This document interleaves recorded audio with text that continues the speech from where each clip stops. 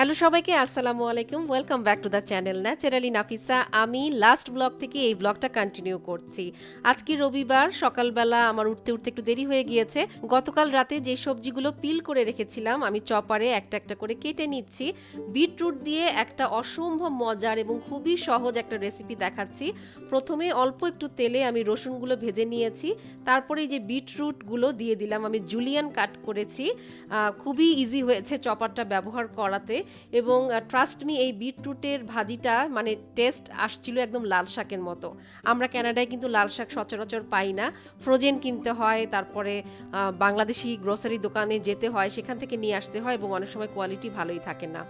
তো প্রথমে আমি ভেবেছিলাম সবগুলো সবজি মিলে একটা ভাজি বানাবো, পরে আমি ডিসিশন চেঞ্জ করলাম কারণ এত সুন্দর ফ্লেভার আসছিল।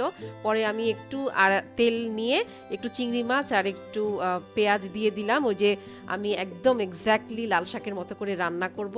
আমি এরপরে একটু শুকনা মরিচ, তারপরে কাঁচা মরিচ, লবণ এগুলোও দিয়েছি। ট্রাস্ট মি, এত মজা হয়েছিল। এবং বিটরুট নামানোর আগে আমি সবসময় একটু লেবুর রস চিপে দেই, আমার লাস্ট ব্লগেও কিন্তু দেখিয়েছি। ওখানেও আমি বিটরুটের একটা অ্যামেজিং মিক্সড সবজি শেয়ার করেছি। বিটরুটের খাদ্য গুণ যে কত বেশি এটা আপনারা সবাই জানেন, আমি জানি। ক্যান্সার বলেন, হার্টের জন্য বলেন, স্কিনের জন্য, তারপরে চুল প্রতিরোধের জন্য, মানে খুবই খুবই ভালো। এবং এই বিটরুটটা আমি খেতেই পারছিলাম না কোনোভাবেই, না সালাদে না জুস হিসেবে, বাট এইভাবে আমার খুবই মজা লাগছে বিটরুট খেতে। আপনারা অবশ্যই ট্রাই করবেন, একদম একদম লাল শাকের মতো টেস্ট। এবং আমার 10-15 মিনিটও লাগে নাই এটা আসলে বানাতে। এখন আমি বানাচ্ছি আরেকটা ভাজি। আমি এখানে পেঁয়াজ নিয়েছি, তারপরে